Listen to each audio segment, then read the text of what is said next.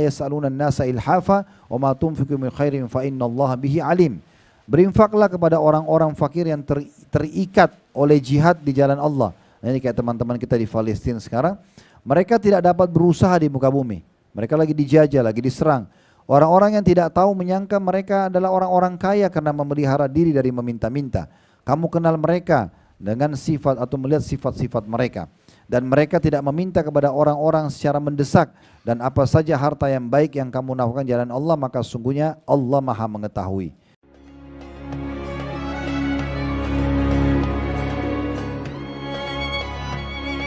Assalamualaikum warahmatullahi wabarakatuh. Alhamdulillah, selalu saja lisan kita memuji dan memuja Allah atas segala nikmat yang Allah limpahkan kepada kita. Dari awal kita lahir di muka bumi ini sampai detik ini, Bapak Ibu sekalian, nikmat Allah tidak terhingga dari makanan, minuman, oksigen, air dan apapun yang membuat roda kehidupan kita bisa berjalan. Dan Allah memang sudah menyebutkan dalam firman-Nya, wa in ta'uddu ni'matallahi la tuhsuha. Kalau kalian ingin coba untuk menghitung-hitung nikmat Allah, kalian tidak akan mampu. Namun Allah memudahkan buat kita untuk menikmati semua apa yang Allah halalkan dan juga berkualitas halalan thayyibah serta bersyukur. Dan syukur ini dimudahkan dengan dua susunan kata Alhamdulillah. Maka seringlah membaca dua susunan kata ini. Selanjutnya kita panjatkan salam hormat kita kepada utusan Allah Nabi besar Muhammad sallallahu alaihi wa alihi wasallam yang telah Allah perintahkan kita untuk menjadikannya sebagai suri tauladan dan juga membacakan salawat kepada beliau. Baik, pada pertemuan perdana kita setelah menyelesaikan buku kita yang lalu, serta juga sempat libur selama Ramadan dan Idul Fitri, maka kami mengucapkan taqabbalallahu minna minkum. Semoga Allah menerima seluruh amal-amal saleh kita yang lalu dan juga memaafkan dosa-dosa kita. Serta semoga Allah subhanahu wa ta'ala memenuhi hajat-hajat kita dunia akhirat. Dan Allah pertemukan juga dan satukan kita di surga firdausnya kelak tanpa hisab di hari kiamat. Allahumma amin. Saya hanya mau mengingatkan diri saya dan Bapak Ibu sekalian bahwasanya ibadah yang kita kerjakan selama Ramadan kemarin, saya tidak tahu tentunya sampai di level dan tingkat mana Bapak Ibu menjaga ibadahnya. Tetapi saya yakin ibadah yang kita kerjakan selama Ramadan lebih baik daripada bulan-bulan yang lainnya. Tujuannya bukan hanya dikenang di bulan Ramadan kemarin, tetapi bagaimana kita menjadikannya sebagai bekal 11 bulan ke depan. Kalau Bapak Ibu di perusahaan sudah mencapai level tertentu, misal kalau kita kasih angka 1 sampai 10, Ibu dan Bapak sekalian misalnya sudah mencapai level 8 misalnya, dari prestasi di kantor, atau Bapak Ibu bisnis dan sudah mencapai level 8 dari prestasi bisnisnya. Saya yakin orang yang sangat cerdas dan bijak adalah bagaimana mereka menjaga prestasi itu atau bahkan melebihkannya. Minimal tetap di level 8, kalau bisa naik ke 9 ataupun ke 10. Dan orang yang keliru dan tentu lalai adalah orang yang justru sudah sampai pada level itu lalu kemudian dia menjadi pegawai yang ugal-ugalan sehingga prestasinya turun, atau dia tinggalkan bisnisnya, atau dia tidak pedulikan sehingga jadi kacau semuanya dan bisa saja prestasinya turun. Nah, ini rasional orang yang di Ramadan kemarin rajin sekali ibadah, puasa, sholat malam, baca Quran dan segala macam yang dia sudah kerjakan, mungkin umroh, mungkin sedekah. Lalu kemudian sekarang setelah Idul Fitri kendor, kemudian ditinggalkan semuanya. Ini sayang sekali. Kenapa? Karena persepsi yang salah. Mereka anggap Ramadan itu adalah bulan memang untuk beribadah, hanya sekedar setoran kewajiban kepada Allah dan bukan sebagai bekal persiapan 11 bulan ke depan. Jadi siang ini saya mengajak Bapak Ibu sekalian memperbaiki persepsi kita itu. Bahwasanya Ramadan bukan hanya sekedar untuk rame-rame mengerjakan ibadah, seremoni, ataupun kita cuma mau tes-tes ibadah, testimoni saja, tetapi tujuannya adalah kita ikuti pelatihan. Jadi sangat sayang ya kalau ada orang sudah ikut pelatihan bahasa Inggris, bahasa Arab misalnya, kemudian tidak pernah praktekin ilmunya. Kan sayang sekali. Jadi jadilah sosok-sosok muslim yang setelah Idul Fitri justru dia mengatakan Alhamdulillah tepat sasaran. Alhamdulillah sekarang saya siap untuk memperbanyak ibadah kepada Allah subhanahu wa ta'ala, meninggalkan pelanggaran-pelanggaran agama supaya saya lebih dekat dengan Allah selama 11 bulan ke depan. Ramadan akan datang, kita tingkatkan lagi kualitas dan kuantitasnya untuk bekal 11 bulan lagi ke depan selama ajal belum datang, sampai nanti kita bertemu dengan Allah, pahalanya sempurna. Dan jangan menjadi seperti sosok muslim yang rame-rame pas Idul Fitri, lisannya bilang Alhamdulillah, tapi Alhamdulillah tanda kutip seperti orang yang lepas dari penjara ibadah menurut dia. Alhamdulillah tidak lagi puasa, tidak lagi sholat malam, tidak lagi ini dan itu, bahkan sudah boleh melakukan pelanggaran-pelanggaran agama. Nah ini keliru, sayang sekali. Makanya Ka'ab berkata, sahabat Nabi, man shama Ramadan, siapa yang berpuasa Ramadan gitu ya, wa huwa yuhaddithu nafsahu annahu ba'da an shama Ramadan an la ya'si rabbahu dakhala jannata bighairi mas'alatin wala hisab. Siapa yang puasa Ramadan dan berhasil menyelesaikannya, kayak kita sekarang selesai, ajal kita belum datang, lalu dia bertekad dalam dirinya tidak akan lagi mau bermaksiat setelah Ramadan, maka dipastikan pada saat meninggal dunia mereka pasti akan masuk surga tanpa masalah dan tanpa hisab. Wa man shama Ramadan wa huwa yuhaddits nafsahu annahu ba'da Ramadan an ya'si rabbahu fa inna saumahu alaihi mardud. Dan siapa yang berpuasa Ramadan tapi dia bertekad setelah Ramadan untuk kembali berbuat maksiat kepada Tuhannya, maka berarti puasanya tertolak. Kalau kita mau lihat amal kita diterima sama Allah atau tidak, Bapak Ibu sekalian, lihat setelah kita kerjakan amal itu apakah kita lanjutkan amal yang lain. Kalau kita mendapatkan taufik dari Allah, kita dimudahkan untuk mengerjakan ibadah setelah ibadah sebelumnya, maka berarti ibadah yang sebelumnya diterima. Itu perkataan Ibnu Rajab rahimahullah. Beliau mengatakan tanda diterimanya amal seseorang adalah dia berbuat amal kebaikan setelahnya. Dan tanda ditolaknya amal seseorang, dia mengerjakan setelah ketaatan kemaksiatan kepada Allah. Jadi ini semua tolok ukur yang harus kita jadikan pegangan. Sudah berapa puluh tahun Bapak Ibu lewatin Ramadan dan pelajaran apa yang sudah diambil. Sayang sekali kalau kita ikutin arus, semua orang lagi kendor imannya, kita juga ikut kendor iman kita. Atau rame-rame mendowngrade imannya, amal solehnya. Ini sayang sekali. Karena seperti tadi orang yang sudah sampai pada prestasi tertentu lalu ditinggalkan prestasinya. Ini kurang lebih peringatan yang kami ingin sampaikan diri kami dan juga Bapak Ibu sekalian, agar Ramadan kemarin betul-betul mumpung masih suasana Syawal, masih suasana Lebaran, ya, walaupun kita sudah lewat 2 pekan kurang lebih ya dari bulan Syawal, tapi 1 Syawal kemarin adalah Idul Fitri dan kita masih di bulannya. Makanya tepat sekali kita memperingatkan diri kita masing-masing dan berprinsip atau mengambil sebuah prinsip, kalau saya akan menjadi orang yang lebih baik 11 bulan ke depan, dan Ramadan akan datang kita tingkatkan lagi sampai kita bertemu dengan Allah, semua sudah maksimal. Baik, kesempatan ini sebagai ganti buku kita yang kemarin sudah selesai, sekarang kita akan bahas judul buku Keajaiban Sedekah dan Istighfar. Di situ ada tulisan kanker ganas sembuh lewat sedekah, sungguh ajaib. Dan di situ ada juga selain sedekah ada singgungan tentang masalah istighfar. Dan ini ditulis oleh Hasan bin Ahmad bin Hasan Hammam. Dan buku ini saya melihat buku yang paling lengkap sebatas ilmu saya yang membahas tentang masalah sedekah dan istighfar. Dan kalau seseorang bisa menggabungkan 2 perbuatan amal soleh ini, maka insya Allah akan menutupi banyak kekurangan-kekurangan dalam hidupnya. Dia rutin bersedekah dan juga dia rutin beristighfar kepada Allah Subhanahu wa taala. Seperti biasa saya ingatkan kembali, kalau Bapak Ibu punya buku, maka yang pertama dilihat daftar isinya. Berapa kali saya ingatkan itu ya. Karena daftar isi ini meringkas kepada kita apa isinya buku itu. Dan Bapak Ibu kalau ingin menyelesaikan isi buku, Bapak Ibu bisa melihat daftar isi yang paling mengkritik bagi kita, kemudian kita baca, dan itu insya Allah akan membantu kita untuk menyelesaikan buku tersebut. Atau metode yang lain kayak kita gunakan sekarang, kita berurut dari lembaran pertama sampai lembaran terakhir, kita membacanya semua, tapi dengan ada pemandu. Ya mungkin kebetulan posisi kami di sini. Buku ini terdiri dari 153 lembar. Kita akan coba bahas insya Allah satu persatu ke depannya. Semoga Allah mudahkan, tapi saya tidak tahu berapa pertemuan. Di daftar isi di halaman 1 ditulis tentang keajaiban sedekah dan ada muqaddimahnya serta pengertian sedekah di antara pendapat salaf tentang sedekah dari halaman 1 sampai halaman 6. Di halaman 9 itu mulai masuk tentang apa yang Bapak Ibu dapatkan kalau Bapak Ibu bersedekah? Yang pertama, sedekah adalah pensucian dan pembersihan. Yang kedua, sedekah adalah bentuk ketundukan kepada perintah Allah dan Rasulnya. Yang ketiga, seorang mukmin berada dalam naungan sedekahnya pada hari kiamat. Yang keempat, sedekah itu akan menghindarkan dari musibah dan menjauhkan dari kematian buruk atau su'ul khatimah. Yang kelima, sedekah adalah tanda dan bukti nyata dari iman yang benar. Yang keenam, sedekah itu sebagai tebusan bagi seorang muslim dari belenggunya. Yang ketujuh, Allah Subhanahu wa taala memberikan ganti kepada orang yang memberi sedekah.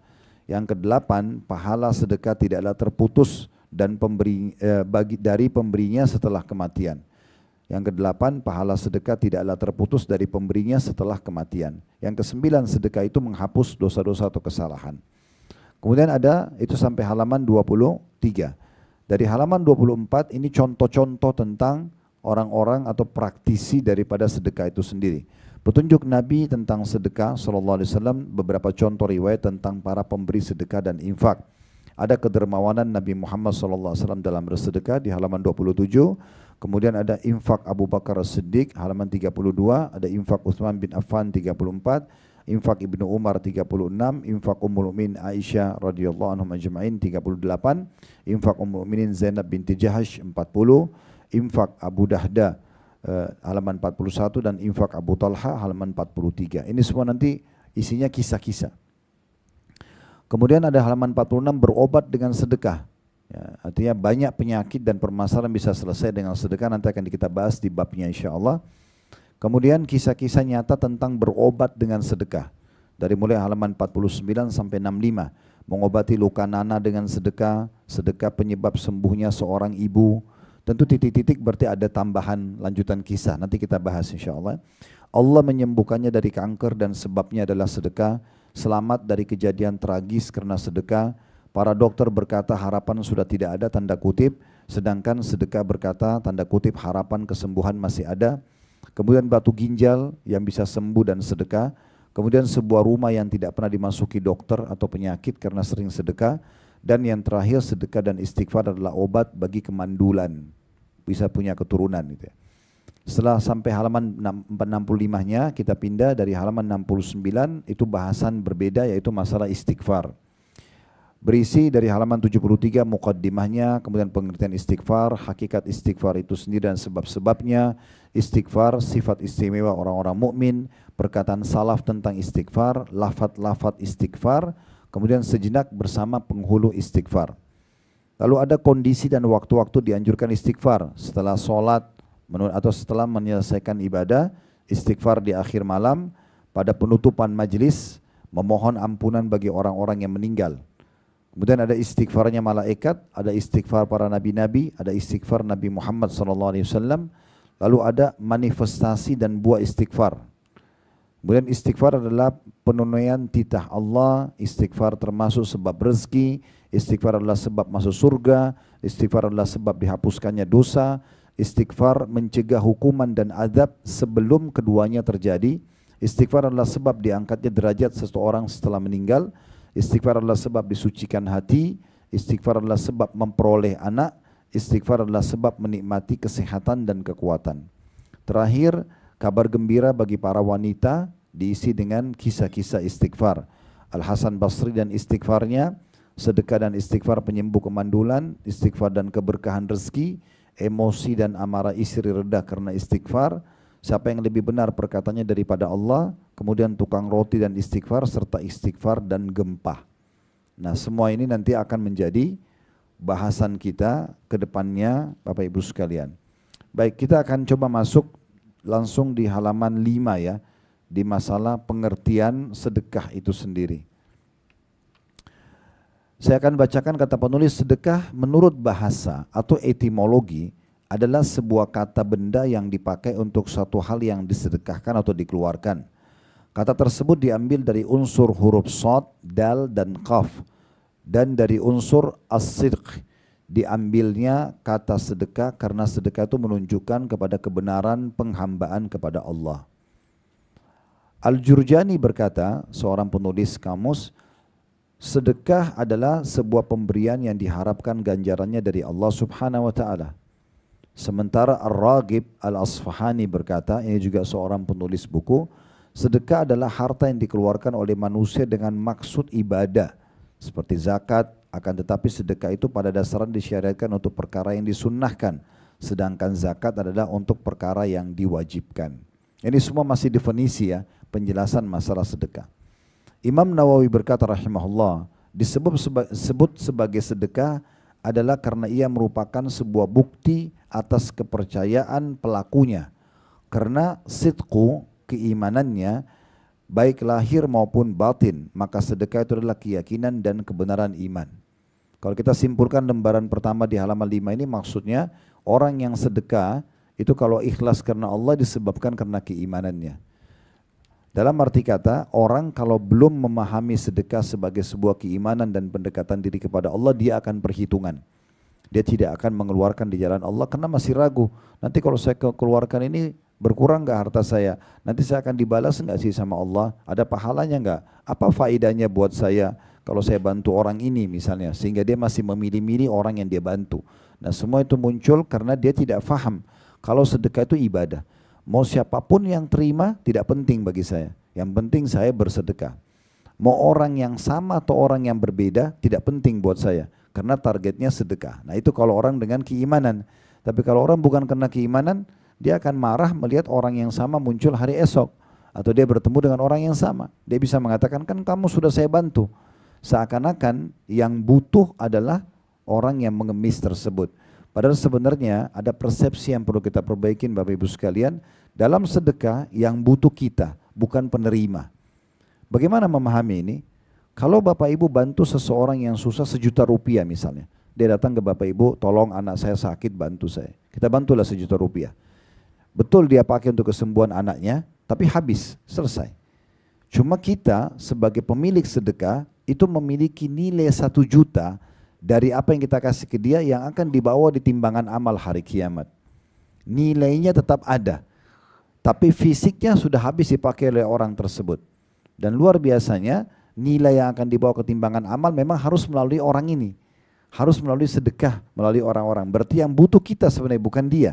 Dia akan habiskan tapi tetap tidak hilang nilainya yang kita akan bawa di timbangan amal hari kiamat. Nanti akan kita jelaskan di perkataan para salafus saleh berhubungan dengan masalah ini. Bagaimana persepsi orang-orang saleh sebelum kita, dia menanamkan dalam dirinya dia lebih butuh memberikan sedekah daripada orang yang menerima. Selama ini kan kita balik. Kita anggap orang yang menerima lebih butuh. Akhirnya kita memberikan dengan sombong, kita melemparkan uang, kita menganggap kenapa kamu lagi dan segala macam hal. Karena persepsi yang salah. Nanti kita akan dengarkan di halaman selanjutnya 6 dan 7 ini bagaimana para ulama-ulama sebelum kita dari sahabat, dari tabi'in, mereka berbeda sekali. Mereka menganggap setiap hari dia harus cari siapa yang jadi penerima sedekahnya. Karena dia tahu dia yang butuh dengan sedekah itu. Karena nilainya akan dibawa di timbangan amal. Plus lagi, inilah investasi yang paling mahal. Ibu dan bapak kalau mau investasi yang paling menguntungkan, mendatangkan banyak sekali rezeki di dunia dan pahala di akhirat, justru bukan di perusahaan-perusahaan besar di Tamrin atau Sudirman, bukan di Amerika ataupun di tempat-tempat yang lainnya, tapi tetangga-tetangga kita yang miskin. Itu investasi termahal. Ibu bapak kasih ke mereka, Allah yang pencipta langit bumi akan balas kita. Bukan lagi pemilik perusahaan yang hanya menjanjikan 5-10% atau 15% keuntungan. Ya, tetapi ini Allah subhanahu wa ta'ala mengatakan innallaha yarzuqu may yasha bighairi hisab. Allah kalau sudah balas orang tanpa ada hitungannya. Kita sedang bermuamalah dengan Allah, bukan bermuamalah dengan orang yang menerima rezeki kita. Saya pernah menyampaikan sebuah kisah di kelas kita ini, tapi saya ingatkan kembali. Ada seorang ulama dulu bernama Rabi ibn Huthaim rahimahullah. Rabi ibn Huthaim ini pernah dibuatkan makanan mewah oleh istrinya. Waktu itu dinamakan halwa. Halwa ini sebenarnya kalau terlihatnya manisan gitu ya. Tetapi masa itu halwa yang dimaksudkan itu adonannya lama sekali untuk dibuat, bahannya mahal. Dan itu cuma dimakan oleh pejabat-pejabat lah, raja-raja. Karena Rabi ibn Huthaim ini rahimahullah tidak pernah rewel apa yang dihidangkan istrinya dia makan. Istrinya juga merasa perlu berikan yang terbaik. Diberikanlah 1 nampan halwa itu. Dibuat susah, bahannya mahal. Rabi ini kebetulan ada kedatangan 2 muridnya yang mau bertanya hukum-hukum agama. Anak Rabi ibn Huthaim keluar dari dalam dapur membawa makanan tadi halwa dan sudah dipotong-potong Bapak Ibu sekalian. Kayak biasa kita potong cake ukuran segitiga, dipotong, kemudian dihidangkanlah di depan ayahnya. Sebelum mengambil makanan tersebut, rupanya ada orang yang mengetuk pintu rumah Rabi. Kita bisa coba bayangkan kalau kita di posisi beliau ya. Kita lagi di rumah, mau makan sama keluarga atau sama tamu, makanannya enak, belum kita sentuh ada yang ketuk pintu. Maka yang terjadi Rabi tunjuk anaknya suruh buka pintu itu. Lihat siapa di depan pintu. Begitu dibuka ternyata depan pintu Bapak Ibu sekalian bukan orang biasa, bukan tamu juga yang dikenal, tapi seorang yang gila. Seorang gila datang lalu kasih isyarat mulutnya minta makan. Rabi ibn Huthaim rahimahullah mengambil satu keputusan yang mungkin jarang terlintas di benak kita. Dia tunjuk anaknya suruh datang, suruh ambil halwah ini. Makanan mewah ini kasih ke orang gila itu. Maka anaknya datang, diambil nampan tersebut dibawa ke orang gila. Niatnya si anak ini mau ngambil satu potong kasih ke orang gila. Tapi orang gila ini begitu lihat makanan dia tidak tahu nilainya, diambil semua nampannya, dimakan semuanya. Sampai habis. Setelah habis, piringnya dilempar lalu dia pergi. Enggak terima kasih, kan orang gila. Yang terjadi Bapak Ibu sekalian, anak Rabi ibn Huthaim yang membawa makanan tadi, ngambil nampan itu, dia sedikit jengkel sama orang gila ini, tutup pintu dia kembali ke ayahnya. Lalu dia mengatakan, wahai ayah, ayahnya Rabi yang merupakan tokoh kita ini. Dia mengatakan, wahai ayah, tadi itu yang minta-minta orang gila. Dia tidak tahu nilai makanan yang kita kasih. Garis bawah ini ya. Dia tidak tahu nilai makanan yang kita kasih, dia orang gila. Kalau tadi Anda suruh saya ke dapur ambil makanan apa saja, mau kurma, mau roti gandum, mungkin dia makan. Bagi orang gila yang penting laparnya hilang. Kenapa harus halwa? Kenapa harus makanan mewah ini yang ibuku buat susah, setengah mati, bahannya mahal, buatnya susah gitu. Maka Rabi ibn Huthaim mengajarkan kepada anaknya sekaligus buat kita semua bagaimana prinsip sedekah dalam Islam. Dia mengatakan, wahai anakku, kalau seandainya orang gila itu tidak tahu nilainya, Allah tahu nilainya. Jadi tidak penting siapa yang terima, karena Allah yang nilai. Orang yang terima nggak usah dilihat, mau kita kenal atau tidak kenal, mau dia terima kasih atau tidak. Kalau orang karena Allah nggak penting, yang penting sudah sampai sedekah kita kan gitu. Lalu dia membacakan firman Allah, lan tanalul birra hatta tunfiqu mimma tuhibbun. Kalian tidak akan pernah mendapatkan maksimal balasan daripada pahala sedekah kalian sampai kalian infakkan yang paling kalian cintai. Bapak Ibu kalau mau maksimal mendapatkan pahala, ini sebagai contoh. Masuk ke satu restoran, kita beli makanan. Anggaplah kita makan misalnya satu porsi 200 ribu, 250 ribu satu orang misal. Sudah sangat mewah. Bapak Ibu beli porsi yang sama kasih tukang parkirnya. Kasih orang miskin jalan. Itu berarti bersedekah sejumlah senilai yang kita nikmati. Kita pernah beli baju mahal, kita beli baju yang mahal sama kita berikan kepada orang lain. Ini puncak daripada sedekah itu. Karena kita mengeluarkan seperti apa yang kita rasakan. Ini sebuah poin mungkin tidak mudah untuk dilakukan. Tetapi kalau Bapak Ibu mau masuk dalam kategori orang yang maksimal mendapatkan pahalanya, dia keluarkan yang terbaik. Karena Allah berfirman tadi dibacakan oleh Rabi untuk anaknya, lan tanalul birra hatta tunfiqu mimma tuhibbun. Kalian tidak akan merasakan besarnya maksimalnya balasan pahala sampai kalian mengeluarkan apa yang kalian paling infak, paling sukai. Makanya Nabi Muhammad SAW itu gemar sekali dengan sedekah. Di Ramadan kayak kemarin, itu kalau di masa Nabi Muhammad SAW kata sahabat Nabi, kami temukan Nabi SAW ajwadun nas, orang yang paling dermawan.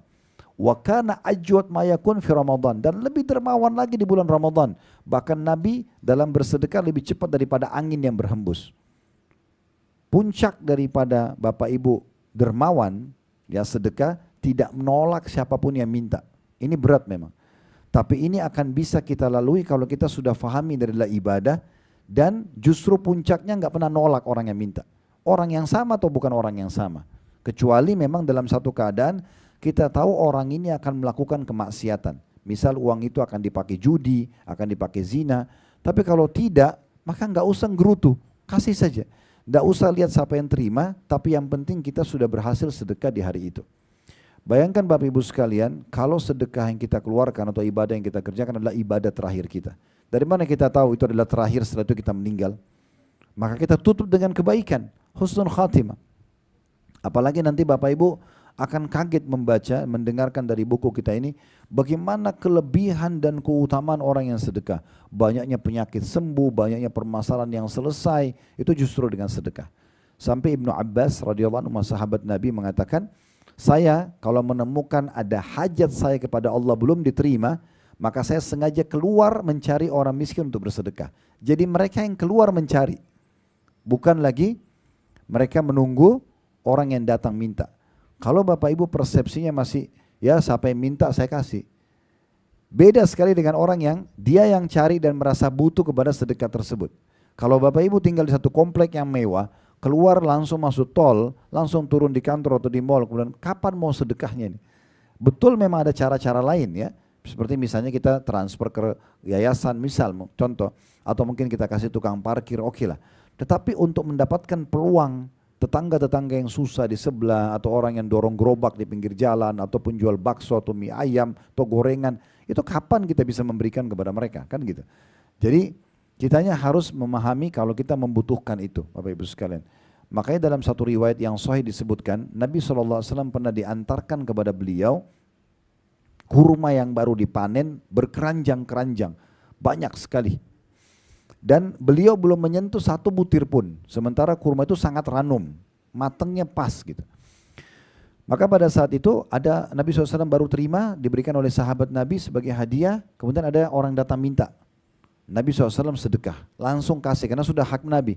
Tapi Nabi itu bukan ngambil sekilo atau berapa butir kurma dikasih, sekeranjang-keranjang ambil gitu. Cara memberinya begitu, ya langsung dikasih sampai habis semua. Sementara Nabi belum icipi satu pun dari butir kurma itu. Ternyata masih ada orang yang datang minta. Nah, waktu orang yang datang minta, Bapak Ibu sekalian, Nabi SAW sudah tidak punya. Maka beliau terlihat raut wajahnya sedih. Sahabat beliau sekaligus mertua beliau Umar bin Khattab di sebelah beliau mengatakan, ya Rasulullah, Allah tidak bebankan Anda di atas kemampuan Anda. Tadi Anda sudah bantu semua orang, kenapa harus Anda merasa sedih? Tapi Nabi diam aja. Nabi sedih kenapa? Karena masih ada orang minta tidak bisa dikasih. Sementara puncak kedermawanan memberi semua orang yang minta. Maka Ali bin Abi Thalib di sebelah Umar bin Khattab yang merupakan sahabat Nabi, tapi di sini posisinya sebagai anak mantu Nabi, korek kantongnya rupanya masih ada 3 dirham uang. Kecil sekali. Dia mengatakan, ya Rasulullah, ini sisa uang saya sedekah di tempat yang Anda mau. Maka Nabi senyum lebar. Nabi langsung kasih ke orang tersebut sambil mengucapkan kata-kata yang harus jadi pegangan setiap orang muslim. Dia mengatakan, Nabi SAW mengatakan apa? Bihadza umirtu. Beginilah aku diperintahkan. Maksudnya tidak pernah nolak orang yang minta. Selama dia butuh pasti dia minta. Kalau dia sudah tidak butuh nggak mungkin. Sekarang Bapak Ibu saya tanya yang sudah Allah bukain rezeki. Apakah Anda masih mau buka pintu minta-minta? Anda sudah tidak mau, pasti Anda malu. Karena sudah punya income dan merasa tidak perlu. Untuk apa sih? Cuma minta ini dan itu. Kalau perlu kita yang memberikan gitu. Jadi kalau ada orang yang minta berarti dia masih butuh. Orang yang mengamen di pinggir jalan, orang yang mengemis, kadang-kadang syaitan mengajak kita negosiasi ya. Itu mungkin masih sehat, masih bisa kerja, itu mungkin itu anak pinjaman, itu pura-pura. Ini semua bisikan syaitan. Dari mana Bapak Ibu tahu kalau dia masih bisa kerja? Mungkin dia sudah melamar gak diterima. Orang sekarang sarjana aja banyak gak diterima kerja, apalagi kalau pengangguran, gitu kan? Orang yang ngamen itu, saya yakin itu bukan profesinya sebagai penyanyi. Saya sangat yakin. Mereka nyanyi karena mau makan. Terbukti ibu kalau dan bapak kasih uang dia berhenti nyanyi, kan itu. Walaupun baru 1 potong 2 potong kata, karena bagi dia duitnya dapat dia bisa makan kan begitu. Dan itu berarti bukan profesi. Beda kalau profesinya ini kan itu ada hukum tersendiri.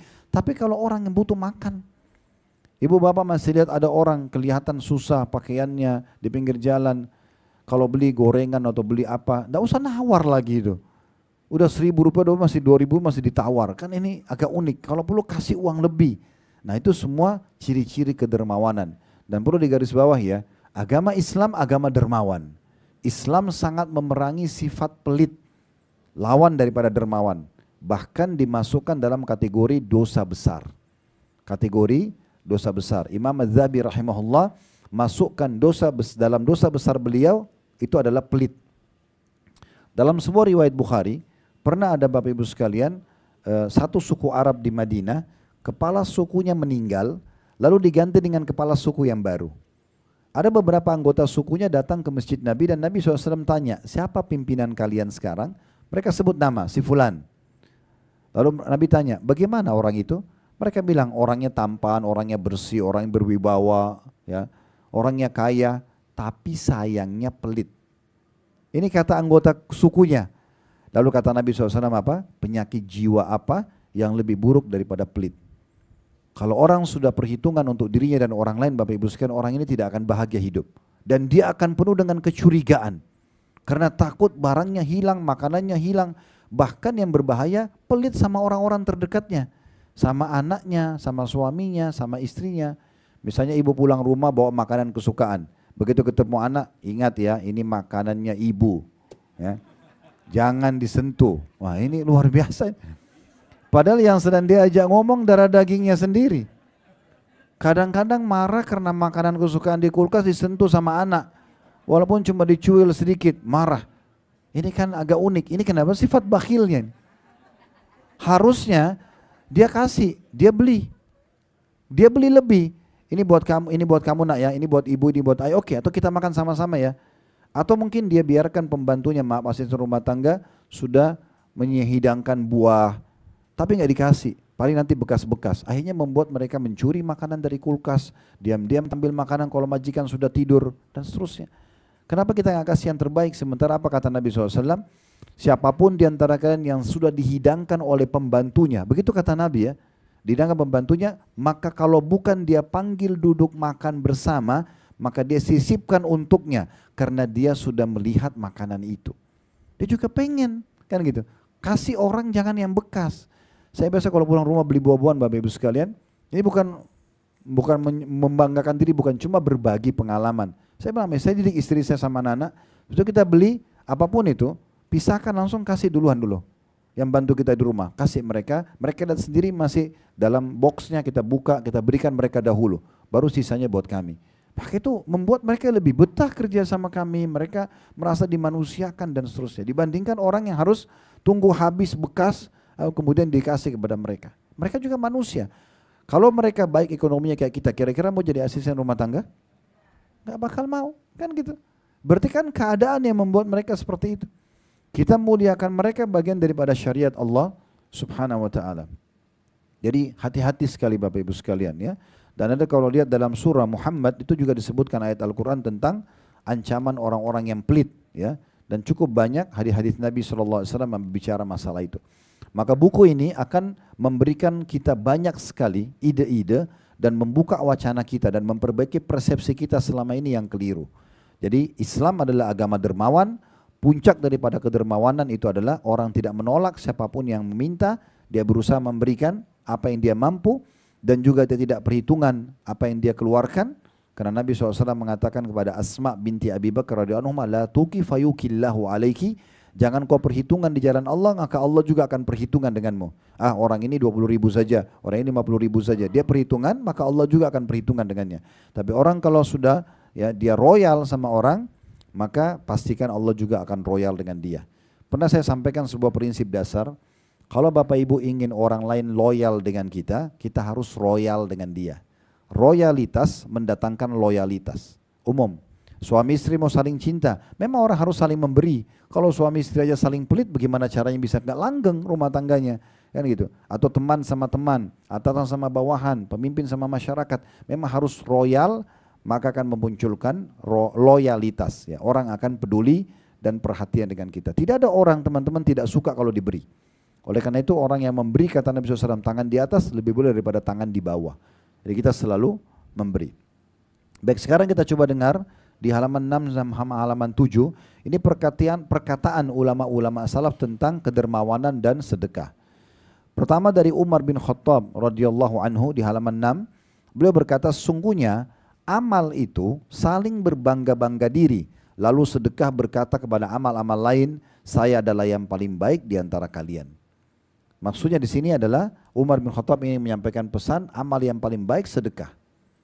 Karena tadi sudah disinggung, kalau sedekah itu dalam definisi pengertian sedekah tadi itu tanda keimanan. Seperti sidq, kejujuran, kebenaran dalam iman. Karena orang mau membantu, mau memberikan yang maksimal, itu kalau dia sudah punya keimanan. Kalau selama belum punya keimanan atau masih tipis imannya, dia akan selalu perhitungan dan ragu, takut. Ya, bagaimana nanti dia susah untuk sedekah. Dan seingat saya di kelas kita ini pernah kita bahas Al-Baqarah lengkap ya. Waktu itu surah Al-Baqarah surah nomor 2 ayat 261 sampai 274. Masih ingat gak? Allahu alam. Gak ingat. Nanti kita baca habis ini ya. Untuk mengingat kembali setelah saya sampaikan perkataan-perkataan para salaf. Karena bahasan kita hanya sampai sini pada pertemuan sekarang ya. Nanti kedepannya kita baru bahas tentang pahala sedekah dan buahnya. Tapi kita akan kuatkan perkataan salaf ini dengan nanti kita akan baca kembali Al-Baqarah. Bapak Ibu nanti bisa buka aplikasi Al-Quran di handphonenya dari ayat 261 sampai 274. Tapi itu nanti sebentar. Saya akan baca dulu sekarang perkataan para salaf ini. Jadi kembali lagi Umar bin Khattab berkata, sesungguhnya amal itu saling berbangga-bangga diri, lalu sedekah berkata, saya adalah yang paling baik di antara kalian. Kemudian Abdul Aziz bin Umair rahimahullah berkata, salat itu akan menyampaikan dirimu setengah perjalanan. Puasa menyampaikan dirimu pada pintu sang raja Allah subhanahu wa ta'ala. Sedangkan sedekah menyampaikan dirimu ke hadapan raja tersebut. Jadi ini kita bisa lihat bagaimana mereka memposisikan sedekah sangat luar biasa.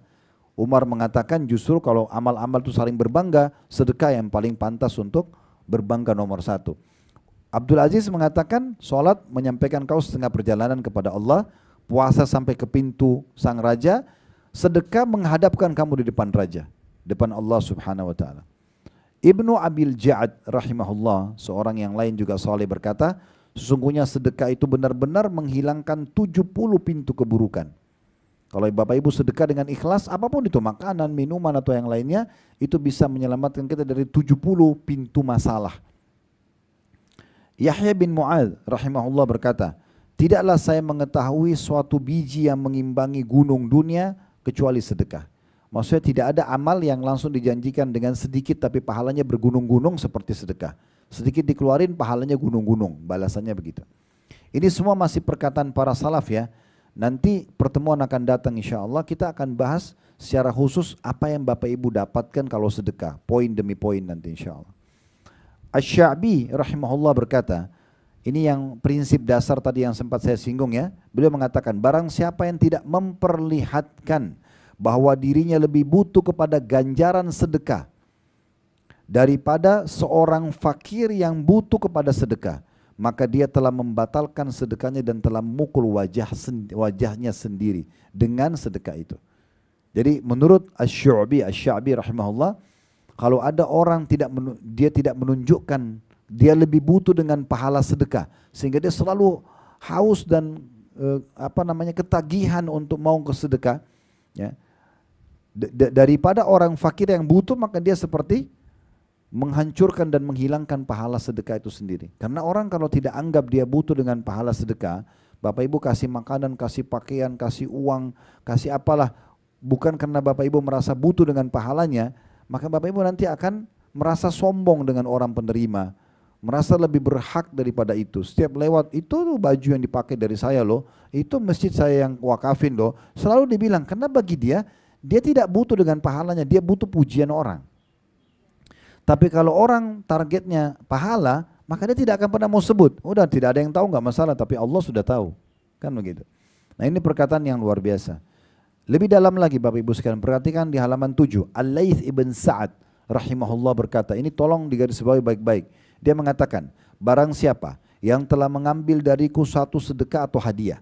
Jadi kalau dia bungkus hadiah, dia siapin untuk sedekah, ada yang terima, dia bilang barang siapa yang telah mengambil dariku satu sedekah atau hadiah, maka hak dirinya atas diriku adalah lebih besar daripada hak diriku atas dirinya.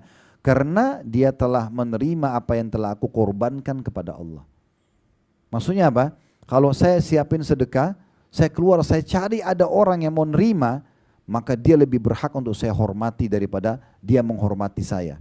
Karena dia telah menerima apa yang nanti ditimbangan amal saya. Nah gitu. Coba persepsinya ya. Jadi pemahaman kita yang harus kita perbaiki Bapak Ibu sekalian. Selama ini kita selalu menganggap penerima yang butuh. Ini yang selalu membuat kita membatasi pemberian kita. Kita juga menghina orang. Kita kadang-kadang menolak. Itu terjadi. Tapi kalau kita anggap kita yang butuh, maka kita akan mengejar dia. Kalau perlu yang pernah kerabat yang pernah kita bantu, kok kamu sudah nggak pernah nanya saya lagi ya? Kamu butuh nggak bantuan? Nah, ini pernah terjadi nggak? Nggak pernah, gitu kan? Karena persepsinya. Kita bahkan bersyukur, alhamdulillah dia sudah tidak telepon lagi gitu ya. Padahal sebenarnya kita justru merasa harus butuh. Ini orang selama ini minta bantuan kok sekarang sudah enggak. Masih hidup kah, meninggal kah, mungkin dia ada masalah baru kah gitu ya. Karena fahami baik-baik Bapak Ibu sekalian, kalau orang itu sudah terpenuhi, dia enggak akan minta. Kecuali 1-2% dari manusia mungkin ada penyakit jiwa, sudah kaya raya tapi masih ngemis sama orang, itu aneh. Orang pasti lebih jaga kewibawa dan nama baiknya gitu ya. Nggak mungkin dia mau mengemis gitu. Kemudian lebih dalam lagi, perhatikan perkataan setelahnya. Fudail bin Iyad rahimahullah. Ini seorang ulama yang sangat terkenal dengan kesolehannya. Dia pernah berkata kepada orang-orang yang menerima sedekahnya. Jadi dia kasih orang itu terima sedekahnya. Apa yang dia bilang sama orang-orang itu? Mereka, dia tunjuk orang-orang yang sudah ambil sedekahnya, membawa perbekalan-perbekalan kita menuju akhirat tanpa upah sedikit pun, hingga mereka meletakkannya di atas timbangan di hadapan Allah. Ini persepsi yang luar biasa. Ada orang dikasih sedekah, lalu dia bilang, lihat orang-orang ini membawa bekal kami ke timbangan amal tanpa diupah. Bagaimana memahami ini Bapak Ibu sekalian? Sementara kan kita kasih duit, karena bagi dia uang yang dikasih, saya kasih 1 juta rupiah dipakai untuk pengobatan anak, kebutuhan, habis. Tapi 1 juta ini melalui dialah dibawa ke timbangan amal. Nanti memberatkan timbangan amal untuk masuk ke surga. Jadi itu yang dilihat. Yang kita lihat sedekah kita yang dibawa. Dan harus melalui mereka-mereka ini. Tanpa penerima gimana caranya sampai ke akhirat, kan gitu. Nah ini persepsi yang tadi saya bilang, ini luar biasa. Bagaimana senangnya dia pada saat orang-orang menerima sedekahnya. Kita tutup dengan beberapa statement di sini, tapi ini statement yang menarik dari Ali bin Abi Thalib radhiyallahu anhu yang harus kita faham kalau Bapak Ibu dibukakan rezeki. Yang saya tahu insya Allah sini Bapak Ibu masya Allah sudah dibukakan rezeki, ya. Maka perhatikan poin ini Bapak Ibu sekalian ya. Ali bin Abi Thalib berkata, barang siapa yang telah diberikan suatu harta oleh Allah, maka hendaklah ia menyambung kekerabatan dengannya. Jangan lupa, kerabat-kerabat kita, saudara, tante, paman, ponakan, bantu mereka. Ya, ini hak mereka ada dari harta itu, bukan punya kita sendiri. Kemudian memperindah jamuan buat tamu. Kalau dulu kita cuma bisa teh hangat sama kue misalnya kering, sekarang udah ada lebih. Kita bisa belikan lontong sayur, belikan makanan main course, apalah. Ada lagi lebih, kita ajak lagi makanan yang lebih, beri lagi makanan lebih bagus gitu ya. Nah itu salah satu hal yang harus diperhatikan kalau punya harta. Plus lagi yang ketiga, menolong seseorang yang membutuhkan. Berarti menolong di sini Bapak Ibu sekalian, bisa orang datang minta, bisa kita yang cari. Nah sekarang coba pindah ke satu level. Kalau selama ini Bapak Ibu nunggu orang minta, cari siapa yang butuh. Cari informasi di media, yayasan mana yang punya butuh. Sekarang teman-teman kita di Gaza itu butuh sekali bantuan. Alhamdulillah kita bersyukur kita berada di negara yang pemerintah kita dukung. Ini luar biasa. Ini poin yang luar biasa. Sampai Pak Prabowo sekarang mau menampung 1.000 orang pengungsi Gaza, ini luar biasa ini. Sementara banyak dunia yang diam gitu ya. Kita masih bisa.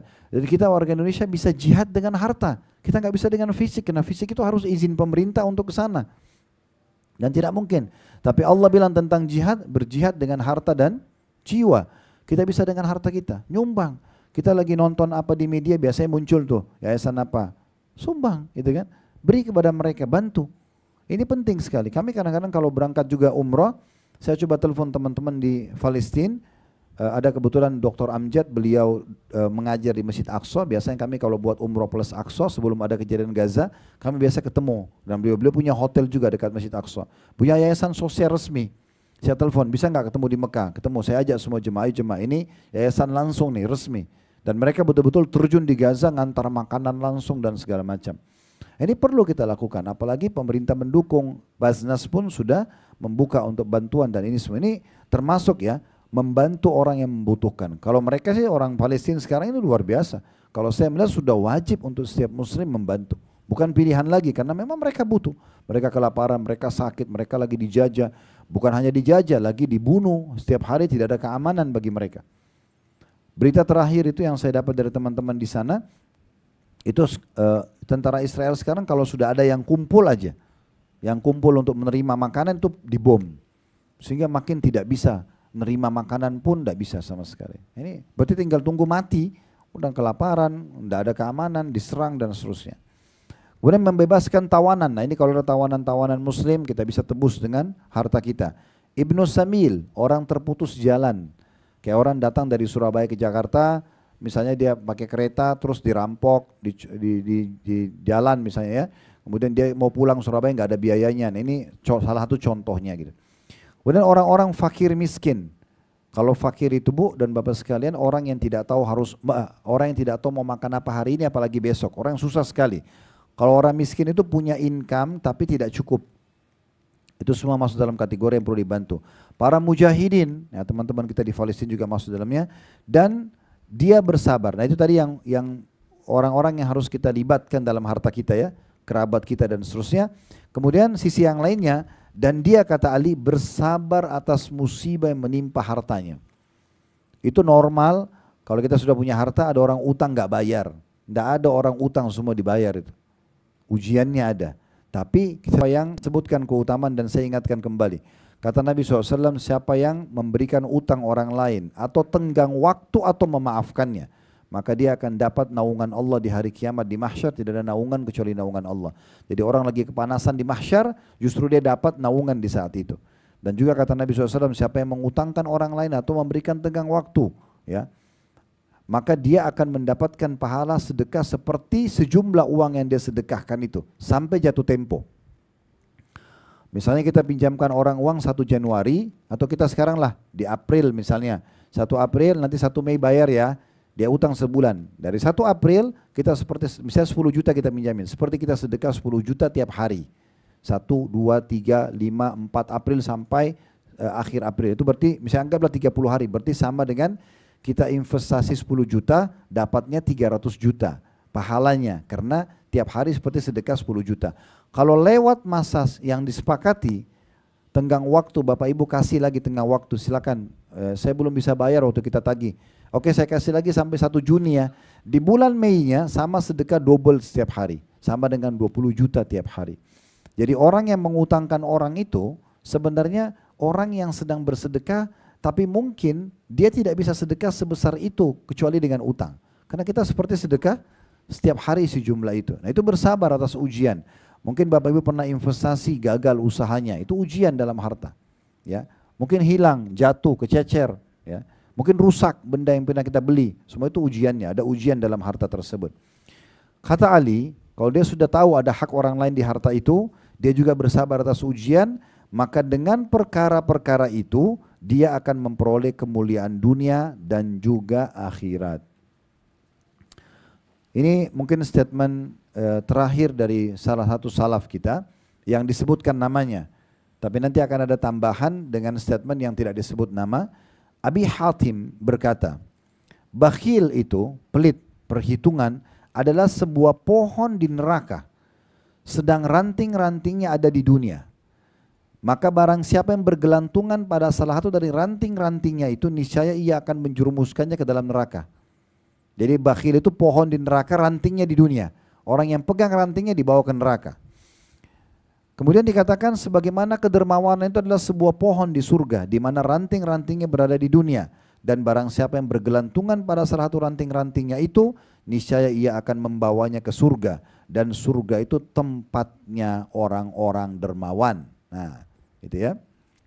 Jadi kadang-kadang mungkin sholat malam kita kurang, ibadah kita kurang, tapi kalau sedekah kita lancar, itu sangat membantu. Ya, kita tidak bicara ibadah wajib ya. Jangan Bapak Ibu nggak sholat 5 waktu lalu sedekah anggap itu bisa membantu, karena yang wajib harus didahulukan.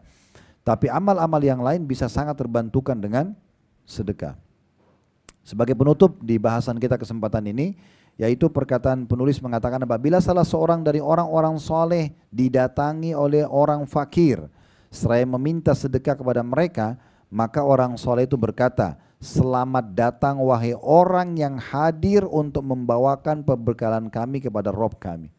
Ini ciri orang-orang soleh dan soleha. Kalau orang miskin datang mereka senyum, mereka bilang selamat datang. Maksudnya ayo silakan terima dari saya, apa yang kau mau saya bantu, saya bantu. Ya, orang-orang yang akan membawa perbekalan kami kepada Tuhan kami. Nah itu statementnya. Dan yang dimaksud dengan perbekalan di sini adalah berupa kebajikan atau kebaikan dan amal-amal yang mendekatkan diri kepada keridhaan Allah Subhanahu wa taala. Nah, ini bahasanya Bapak Ibu sekalian. Baik, kita tutup, mungkin kita tambah dengan tadi saya bilang ya, coba kita baca Al-Baqarah dibuka aplikasi dalam handphonenya atau aplikasi Al-Quran di handphonenya, Al-Baqarah 261 sampai 274.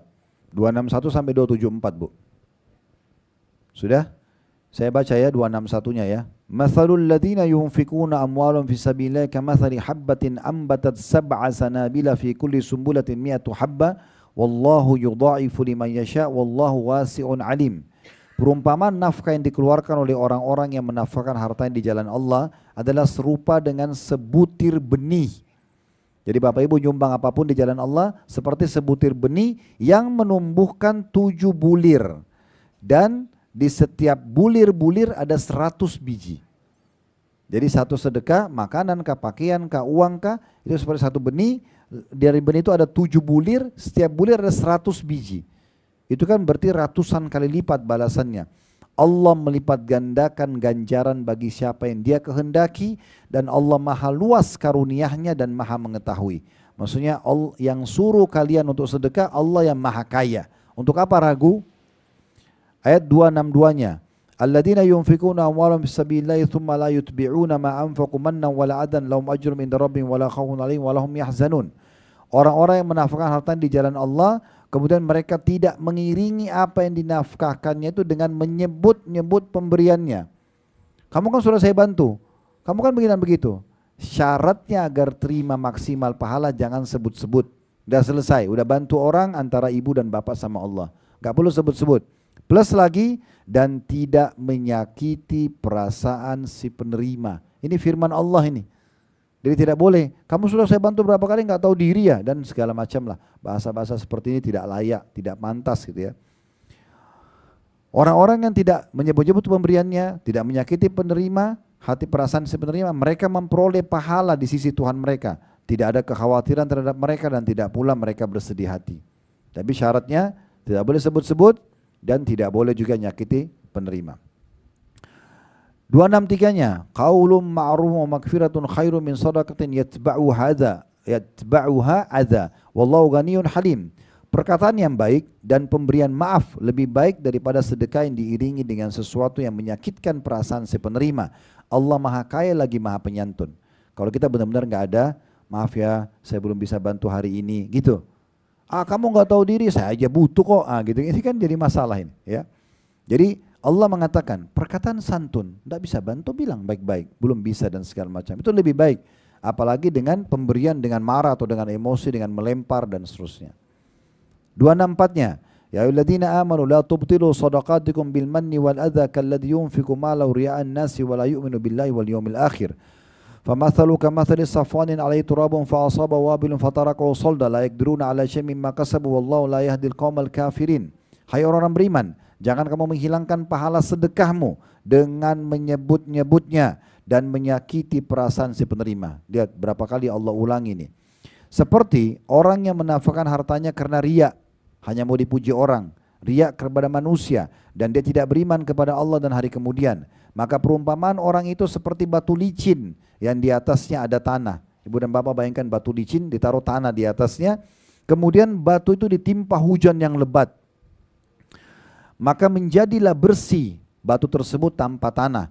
Mereka tidak menguasai sesuatu pun dari apa yang mereka usahakan, dan Allah tidak memberi petunjuk kepada orang-orang yang kafir. Jadi kalau orang riya, orang yang berinfak riya, pamer, menyakiti perasaan orang yang penerima dan seterusnya, ini berarti dia seperti sedekahnya itu seperti pasir di atas batu licin dihantam dengan hujan yang deras sehingga hilanglah semua pasir-pasir tersebut. 265-nya, wa mathalul ladzina yunfikuna amwalahum ibtigha'a mardatillahi wa tathbitan min anfusihim kamathali jannatin birabbatin asaba wabilun fa'atat uqala di'fain fa illam yusibha wabilun fatal wallahu bima ta'maluna basir.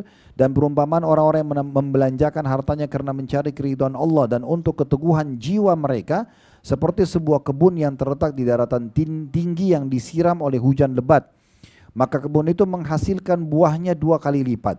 Jika hujan lebat tidak menyiraminya, maka hujan gerimis pun memadai. Dan Allah maha melihat apa yang kamu kerjakan.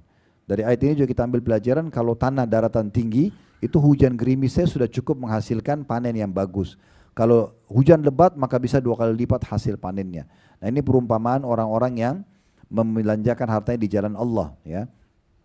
266-nya, Ayawaddu ahadukum an takuna lahu jannatu min nakhilin wa anabin tajri min tahtiha al-anharu lahu fiha min kulli thamarat wa asabahu al-kibaru wa lahu dhurriyyatun du'afa'u fa asaba isarun fi narun fahtaraqat kadzalika yubayyinu Allahu lakumul ayati la'allakum tatafakkarun. Apakah ada salah seorang di antaramu yang ingin mempunyai kebun kurma dan anggur yang mengalir di bawahnya sungai-sungai. Dia mempunyai dalam kebun itu segala macam buah-buahan. Kemudian datanglah masa tua pada orang itu, sedang dia mempunyai keturunan yang masih kecil-kecil, maka kebun itu ditiup angin keras yang mengandung api, lalu terbakarlah. Demikianlah Allah menerangkan ayat-ayatnya kepada kamu supaya kamu memikirkannya. Maksudnya orang yang infak tapi riya, nyakitin perasaan orang, itu seperti orang yang sudah punya kebun lalu ditiup sama angin yang ada api dan jadi kebakaran, hangus semuanya, seperti itu. 267-nya, ya ayyuhalladzina amanu anfiqu min thayyibati ma kasabtum wa mimma akhrajna lakum minal ard wa la tayammamul khabitha minhu tunfiquna wa lastum biakhidhi illa an tukmilu fi wa'lamu annallaha ghaniyyun hamid. Nah, ini termasuk syarat juga ya, yang ketiga tadi tidak boleh nyebut-nyebut, tidak boleh nyakiti perasaan penerima. Sekarang yang ketiganya nih, hai orang beriman, nafkahkan hartamu di jalan Allah atau sebagian dari hasil usahamu yang baik-baik. Yang baik-baik saja ya, yang bagus kualitasnya, hasil panennya, pakaiannya, makanannya, kasih yang baik-baik. Ya, lalu kata Allah, dan dari sebagian yang kami keluarkan dari bumi untuk kamu. Dan ingat, ini Allah bilang, dan jangan kamu memilih yang buruk-buruk. Hasil panen yang gagal itu baru disedekahkan. Sisa makanan baru disedekahkan. Pakaian sudah robek baru disedekahkan gitu ya. Dan Allah mengatakan, dan jangan kamu memilih yang buruk-buruk lalu kamu menafkahkannya di jalan daripadanya. Padahal kamu sendiri kalau dikasih tadi yang kamu sedekahkan itu, dan padahal kamu sendiri tidak mau mengambilnya melainkan dengan memincingkan mata terhadapnya. Dan ketahuilah bahwa Allah maha kaya lagi maha terpuji. Di ayat 268-nya ini Allah sebutkan apa sih yang biasa Bapak Ibu sekalian membuat kita ragu-ragu perhitungan, bantu enggak ya, kasih enggak ya, itu syaitan. Semua dari syaitan. Karena memang dia tidak mau kita mendapatkan pahala sedekah, tidak mau mendapatkan balasan ya rezeki yang luas dari Allah. Di ayat 268 Allah bilang itu, asyaitanu ya'idukumul faqra wa ya'murukum bil fahsya wallahu ya'idukum maghfiratan minhu wa fadla wallahu wasi'un alim. Syaitanlah yang menjanjikan atau menakut-nakuti kamu dengan kemiskinan. Jadi kalau kau bantu kau mau makan apa, orang itu masih mampu dan segala macam hal. Dan menyuruh kamu berbuat kejahatan. Di sini terjemahan kejahatan dalam kurung kikir, pelit, dianggap satu kriminal atau dosa. Sedangkan Allah menjanjikan untukmu ampunan darinya, maksudnya dengan sedekah itu dan karunia, balasan rezeki. Dan Allah maha luas karunianya, lagi maha mengetahui. Allah itu tidak membalas Bapak Ibu sekalian sepiring makanan dengan sepiring makanan, tidak. Allah tidak membalas 10.000 rupiah dengan 10.000 rupiah, tapi Allah akan balas bighairi hisab, tanpa ada hitung-hitungan lagi. 269, yu'til hikmata man yasha wa may yu'tal hikmata faqad utiya khairan katsira wa may yadhakkaru illa ulul albab.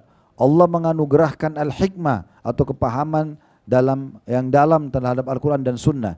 Maksudnya Allah bisa sentuhkan ini untuk diterima sebagai ilmu dan diamalkan bagi orang yang punya Allah inginkan, Allah pilih dia kepada siapa yang dikehendakinya. Dan barang siapa yang dianugerahi hikmah, dia dengar ilmu agama lalu dia tertarik untuk mempraktikannya, maka dia telah dianugerahkan karunia yang banyak. Dan hanya orang-orang berakallah yang dapat mengambil pelajaran dari firman Allah. 270-nya, wa ma anfaqtum min nafaqatin aw nadartum min nadrin fa innallaha ya'lamu wa ma lil zalimina min ansar. Apa saja yang kamu nafkahkan, walaupun manusia tidak tahu, mau makanan, minuman, pakaian, tanah, apa saja. Apa saja yang kamu nafkahkan atau apa saja yang kamu nadarkan, maka sungguhnya Allah mengetahuinya.